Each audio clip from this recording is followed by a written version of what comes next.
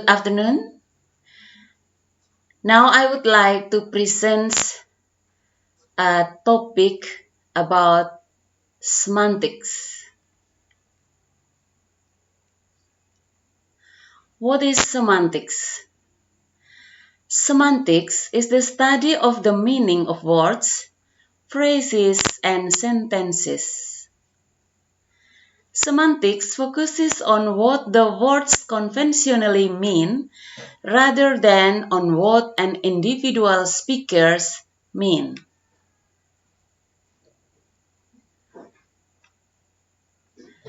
First, approaches to the study of meaning.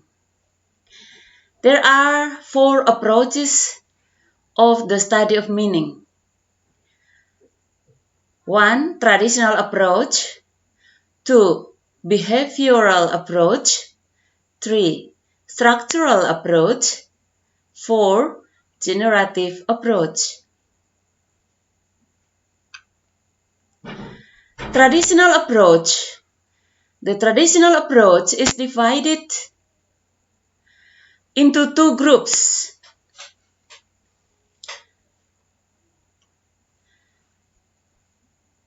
Naturalist and naturist. Naturalists were of the view that language was God-given entity. It is something divine and man was not expected to make any change but should concern himself with only observing and describing the rules of grammars. Naturalists consider language as a social property. Language was perceived to be a creation of man for the convenience of communication. This is the traditional approach. Next, the behavioral approach. It is based on 2 concepts of stimulus and response. The stimulus and response can be considered synonymous with cause and effect connection. Those who are still behavioral as expect they consider that language is here reduced to some observable and considered to be some observable entity. Language become open to examination. They also consider the physical environment perceived to be contribute to the meaning rather than the internal thought process against it. Structural approach. This approach was developed by Ferdinand de Saussure. They consider the structure and the system in language are the basic components.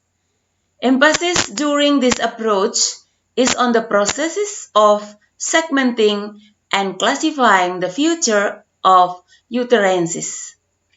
The relationship is usually paradigmatic and based on similarity and dissimilarity here.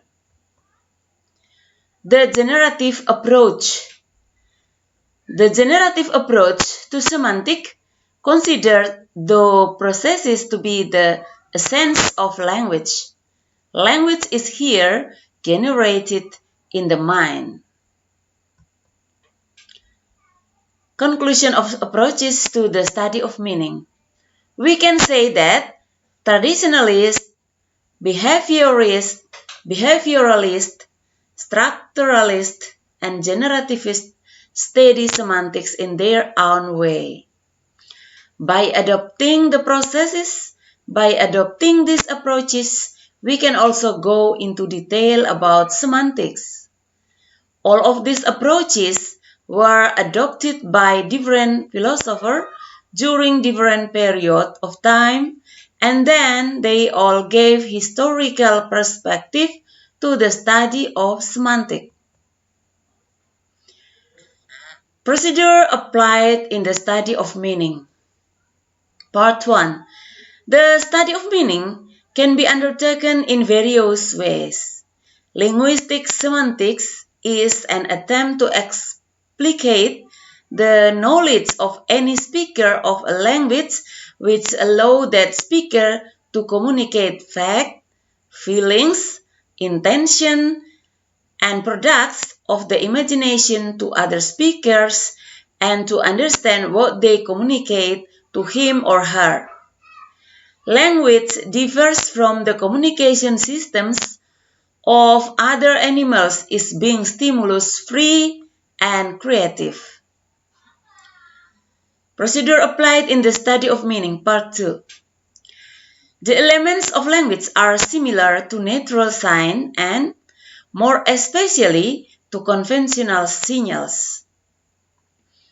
A sign is meaningful to us only if we perceive it, identify it, and interpret it. Speakers do not merely have certain abstract knowledge. They use that knowledge in various social contexts. Pieces of language, like other signs, depend on context for what they signify. We recognize social context and linguistic context. We distinguish between sentence, language formation, and utterance, what is produced in a particular social context. The meaning that speakers extract from an utterance is often more than the linguistic message itself. Knowledge of reality, the situation, and the participants in the communication event enables the individual to fill in. A conventional implicature is the formation that is not spoken but is understood in tying one utterance meaningfully to a previous utterance.